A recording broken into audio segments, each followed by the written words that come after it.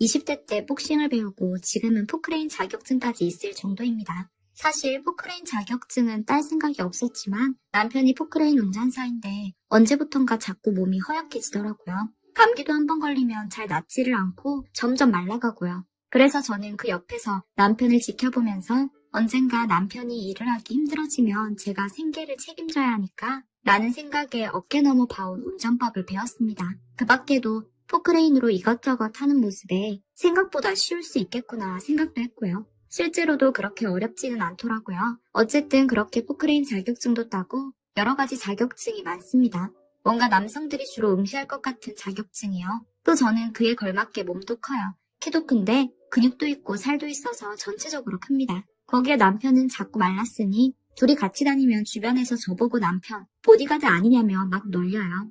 솔직히 저는 별로 기분 나쁘지 않거든요. 근데 남편은 아니었나 봐요. 언제부턴가 저보고 살을 빼라, 운동 좀 그만해라 등등. 사실 이때 저는 운동도 안 할 때입니다. 근데 젊을 때 운동을 오래 해서 그런지 근육이 쉽게 빠지고 하진 않더라고요. 어쨌든 근육 있는 게 나쁜 것도 아니고 오히려 건강하니 좋은 게 아닌가 싶지만 남편 입장에서는 자신이 너무 말랐고 또 여리여리한 여자가 좋을 테니 그러니 저보고 계속 그렇게 말하는 거겠죠. 부부관계는 서로 배려하며 사는 거라 배웠습니다.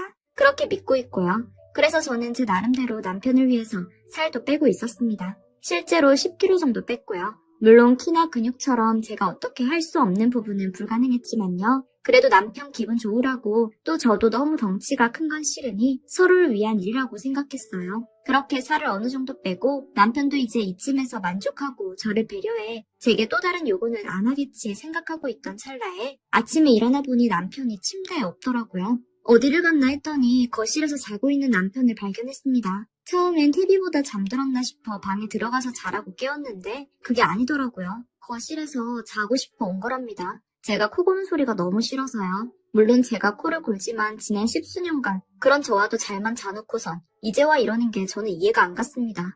그래서 말도 안 되는 소리 하지 말라며 반응을 안 해줬더니 그때부터 거실에서 잘 거다 아니면 밖에서 잠만 자고 들어오겠다 하더라고요. 그 소리에도 제가 대꾸를 안 해주니 오히려 각방을 쓰면 더 달달해진 부부들이 많고 서로의 시간을 갖고 또 존중해주니 부부 사이도 더 깊어진다는 겁니다. 그 말에 저는 좀 황당해서 쓸데없는 소리 하지 말고 오늘부터 다시 방에 들어와 자라고 했더니 자기가 알아놓은 방이 있다는 거예요. 그래서 무슨 방이냐 물으니 저희 아파트 단지 구석진대에 지금은 아무도 안 쓰는 경비원실이 하나 있는데 그곳을 써도 되는지 허락을 받겠다는 겁니다. 저는 거기 사람 손 안 탄 지 너무 오래돼서 벌레도 많고 더럽다고 게다가 사람이 자는 곳이 아닌데 어떻게 거기서 자냐고 했더니 잘 수 있다고 고집을 피우더라고요. 그래도 저는 출근하면서 오늘은 방에 들어와서 자라고 한마디 하고 나왔습니다. 그리고 식당으로 출근했는데 자꾸만 신경이 쓰이더라고요. 주변에서는 제가 남편의 보디가드 같다고 하고 여장부 같다고 하고 게다가 남편은 제 코골이를 들으면 잠을 제대로 못 자니 다음날 일을 하러 나가도 피로를 풀지 못했으니 몸도 정신도 피곤하고 지금 상태로는 제가 여자로 보이지 않겠다 하는 생각이 문득 들더라고요. 그래서 슬쩍 같이 일하는 직원 아줌마한테 여쭤봤어요. 부부가 각방을 쓰는 거에 대해서 어떻게 생각하느냐고 그랬더니 아주머니 대부분이 이미 각방을 쓰고 있다는 겁니다. 저는 생각보다 이런 일이 흔해서 놀랐는데 아주머니가 하시는 말이 각방을 쓰니까 싸울 일도 줄어들고 각자의 시간을 가지니 또 식사하거나 TV를 볼 때면 자연스레 말도 많아지고 편해져서 좋다는 거예요. 그 말을 듣고 제가 좀 혹했죠. 저는 부부관계가 좋아지길 바라는 사람이었으니까요. 지금 생각해보면 그 얘기를 들으면 안 됐었지만요. 어쨌든 그때 당시에는 그 말을 듣고 퇴근하고 경비원 휴게실에 가서 청소 싹 해놓고 이부자리까지 갖다 놨습니다.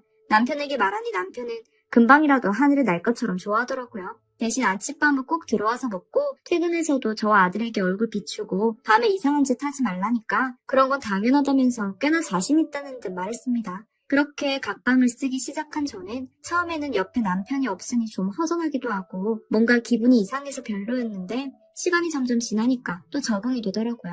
말했다시피 제가 체격이 커서 침대를 혼자 쓰니 의외로 편했고요.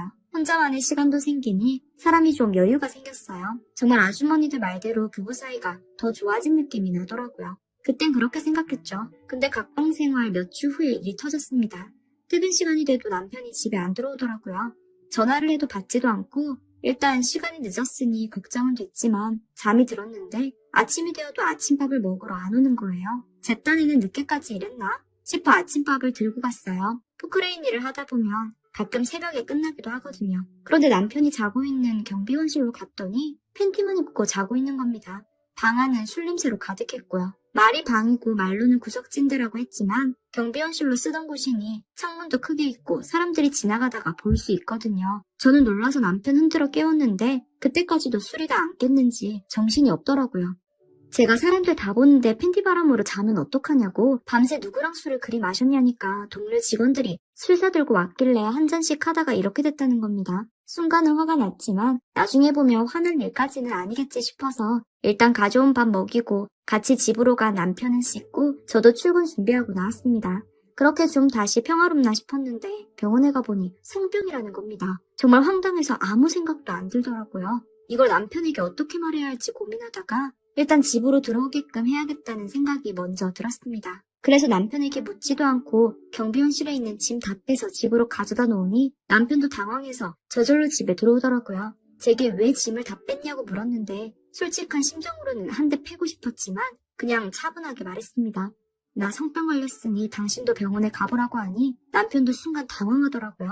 그래서 제가 이럴까봐 반대한 거라고 아내가 없으니 바로 밤에 이상한 짓거리 하고 다니는 게 이해 안 간다고 그랬더니 무릎을 꿇으면서 잘못했다고 싹싹 빌더라고요. 사실은 며칠 전 술을 사들고 온 동료 중에 여직원도 있었는데 어쩌다 둘이 남게 됐고 둘 다 술이 잔뜩 취했으니 술김에 일이 벌어졌다는 겁니다. 믿기 싫었지만 또 안 믿으면 어떡하나 싶어 그냥 알았다. 대신 이제부터는 다시 집으로 돌아와라 하고 끝냈습니다. 남편도 기가 조금 죽어 있었고요. 이혼을 할까도 생각해봤지만 이 나이 돼서 이혼하면 뭐하나 싶어 한 번만 눈 감기로 했습니다. 그 후로 남편과의 사이가 좀 어색해졌지만 저는 제 나름대로 노력하고 있었습니다. 내가 왜 이러고 있나 싶으면서도 밥 차려주고 일하고 돌아오면 말도 걸어주고 야식 시켜 먹을까 하면서 괜히 친한 척 접근도 해보고 그게 다 쓸데없는 짓이었다는 걸 깨달을 때는 어느 날 경비원 아저씨 한 분이 찾아오셨습니다. 이제 경비원실 안 쓰냐고 묻길래 그렇다고 했더니 좋아하시더라고요. 그래서 저는 이게 또 주민이 쓴다고 하니 안 된다고는 못하고 그래서 억지로 허락을 해준 거구나 싶어서 실례 많았죠. 저희가 너무 억지로 들어간 것 같아요 했더니 그게 아니란 거예요. 며칠에 한 번씩 경비원실에서 이상한 소리가 나니까 주민들은 그게 경비원 분들이 한 짓인 줄 알고 민원을 자꾸만 넣어서 곤란했다고 말하는 겁니다. 저는 그 아저씨 얼굴에 똑바로 쳐다볼 수가 없었어요. 아저씨 입장에서는 그 여자 상대가 저인 줄 아셨을 테니까요. 어쨌든 죄송합니다. 연신 허리를 숙여 사과드렸습니다. 아무것도 할 기분도 아니라서 밥도 안 차리고 청소도 안 하고 남편을 기다리고 있는데 아들이 먼저 들어오더라고요. 그래서 아들에게는 환한 얼굴 안 비추려 용돈 주면서 오랜만에 친구들이랑 밖에 나가서 놀다 오라고 하니 좋아서 나가고 1시간쯤 지나니 남편이 들어왔습니다. 남편은 먼저 씻겠다고 화장실로 들어갔는데 그 틈을 타서 남편 휴대폰을 열어보니 남편한테 자기라고 부르는 여자와의 카톡 기록이 있었습니다. 거기에는 제가 병에 걸렸다는 걸 말한 직후 아내가 병에 걸렸으니 같이 병원에 가보자는 내용도 있었고요. 남편이 샤워를 끝내고 나오자마자 화를 참지 못한 저는 남편의 휴대폰을 얼굴에 던지면서 이게 다 뭐냐고 소리쳤고 남편은 잠깐 당황하더니 곧장 또다시 무릎 꿇며 빌었습니다. 그런데도 저는 분이 풀리지 않아 그 여자 누구냐고 절대 동료 직원일 리 없으니 사실대로 말하라고 화내자 남편은 술집에서 만난 여자고 자신이 경비원실에서 자게 된 이야기를 하자 여자가 놀러가도 되냐고 연락이 왔다고 그래서 오라고 했더니 술 사들고 와서 술 먹이고 거사가 벌어졌다고 하는 겁니다. 저는 솔직히 못 믿었어요. 한번 신뢰가 깨지니 남편이 무슨 말을 해도 다 거짓처럼 와닿더라고요. 그래서 남편 휴대폰으로 곧장 전화를 걸었는데 응 자기야 하면서 받더라고요. 제가 너 자기님 지금 나한테 두들겨 맞았으니까 너도 얼른 튀어와라. 안 오면 내가 가겠다. 했더니 전화를 뚝 끊어버리길래 남편과 둘이 서둘러 갔습니다. 술집에 가보니 이미 문 닫고 도망갔더라고요. 저는 포크레인 끌고 경비원실을 부수기에는 주민들과도 아는 사이가 있으니 그렇게는 못하겠고 곧장 바람핀 상대 여자 술집으로 갔습니다. 남편이 울며 불며 말렸는데 솔직히 그때 제 눈에 들어오는 건 아무것도 없었어요. 그리고 나름대로 깽값을 제가 치르지는 않을 거라 생각했습니다. 그래서 포크레인으로 가게 통 유리를 깨고 집으로 돌아와서 곧장 짐 싸들고 아들과 같이 나와 친정으로 갔어요. 아들도 눈치는 챘겠지만 초등학생인 아들에게 무슨 말을 해야 할까 싶어 그냥 가는 길에 맛있는 거 사주면서 아빠가 잘못을 크게 해서 엄마가 화났다 정도만 얘기해줬습니다. 이후로 며칠이 지나고 경찰이 제게 찾아오지 않는 걸 보면 남편이 돈을 물어준 것 같기도 하고요. 아니면 술집 여자가 그냥 넘어간 것 같기도 하고 그건 잘 모르겠네요. 어쨌든 저는 이미 이혼을 결심한 후였기 때문에 아무 신경도 쓰지 않았지만요. 제가 남편에게 전화를 걸었을 때 남편도 어느 정도 진정한 목소리였습니다. 제가 만나러 가겠다고 하니 집에서 기다리겠다고 하더라고요. 결국엔 만나서 이혼 합의를 봤습니다. 제가 그 술집 여자는 어떻게 됐냐고 물어도 별말 해주지도 않더라고요. 됐습니다. 그냥 이렇게 끝내는 것도 나쁘지 않겠다 생각했어요. 남편은 제 앞에서 울면서 네가 어느 순간부터 여자로 느껴지지 않았다.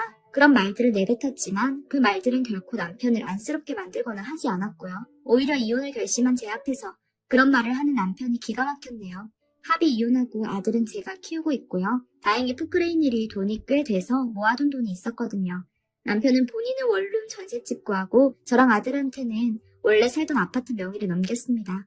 양육비 대신으로요. 그리고 저도 식당에 접고 맨 처음 말했다시피 포크레인 자격증이 있어서 포크레인 일 하면서 아들하고 잘 살고 있네요. 물론 이쪽 일이 매일 있는 게 아니라 저를 써줘야 할 수 있는 거라 한 달 내내 일하지는 못하지만 그래도 수입은 식당 일할 때보다는 많은 것 같아요. 어쨌든 평화롭게 잘 살고 있습니다. 이전보다 시간적인 여유도 많아지니 복싱 학원에 등록해 몇 달 전부터 복싱도 다시 시작했고요. 대회 나갈 건 아니지만 그래도 젊을 때 한창 했던 실력이 제 체력이 워낙에 좋으니 원장님은 엄청난 학생이 들어왔다며 좋아하시네요. 복싱을 배우는 게 제가 좋아서 하는 일이기도 하지만 사실 처음에는 결국 얼굴도 못 본 그 술집 여자 때문이었는데요. 그냥 길 가다 우연이라도 한 번쯤 만나면 한 대 때려주고 싶어서요. 근데 지금은 마음에 안정이 생기니 그럴 마음도 없어지고 그냥 혼자서 이것저것 즐기고 있습니다. 긴 글 읽어주셔서 감사하고요. 저처럼 어떤 시련이 닥쳐도 잘 이겨내시길 바랍니다. 감사합니다.